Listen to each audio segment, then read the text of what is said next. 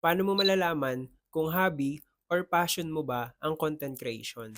Sobrang magkaiba yan. And the early na malaman mo to, mas mapapabilis yung pag-grow mo. Hobby versus passion. Doon muna tayo sa hobby. Ito yung ginagawa mo lang kasi nag enjoy ka. Kapag may free time ka, kapag trip mong gumawa ng content nang hindi ka nape-pressure, pwedeng mawala, pwedeng bumalik, walang commitment. Sa passion naman, ginagawa mo to hindi lang dahil masaya, pero dahil may meaning to sa'yo. Kahit pagod ka, kahit walang gaanong views, kahit may humusga, hindi mo kayang iwan or ihinto.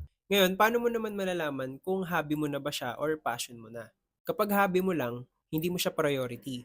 Kapag busy ka, automatic mong inuuna yung ibang bagay.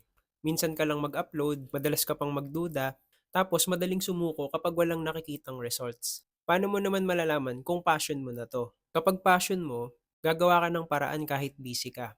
Kahit walang results agad, hindi ka titigil basta-basta kasi alam mong may potential ka dito eh. Hindi lang basta trip.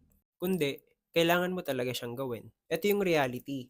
Maraming nagsisimula sa hobby, pero konti lang yung lumalaban para gawing passion. Kung gusto mong seryosohin tong content creation, kailangan mong tanungin yung sarili mo.